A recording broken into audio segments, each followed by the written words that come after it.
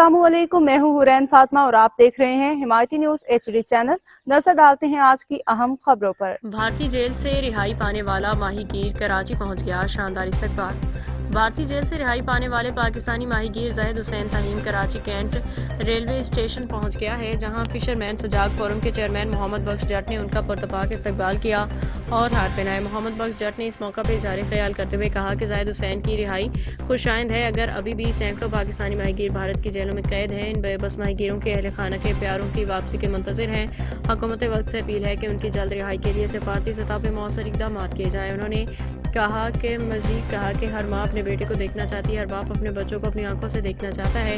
ये माहीगीर गरीब तबके से ताल्लुक़ रखते हैं जो महज रोजी रोटी की तलाश में अनजाने में सरहद पार कर जाते हैं और कैद की सौतें इन्हें मजबूरन बर्दाश्त करनी पड़ती हैं। वाज़ेह है कि भारत की मुख्तलिफ जेलों में दर्जनों पाकिस्तानी माहीगीर बरसों से कैद हैं, जिन्हें मामूली कानूनी कार्रवाई के बाद आज़ाद किया जा सकता है, लेकिन उनकी रिहाई के अमल में ताख़ीर की वजह से उनके अहल खाना शदीद ज़हनी अज़ियत से मुब्तला हैं।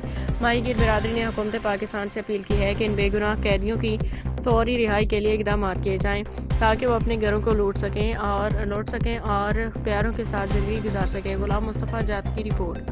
मज़ीद अपडेट्स के लिए देखते रहें हिमायती न्यूज HD चैनल।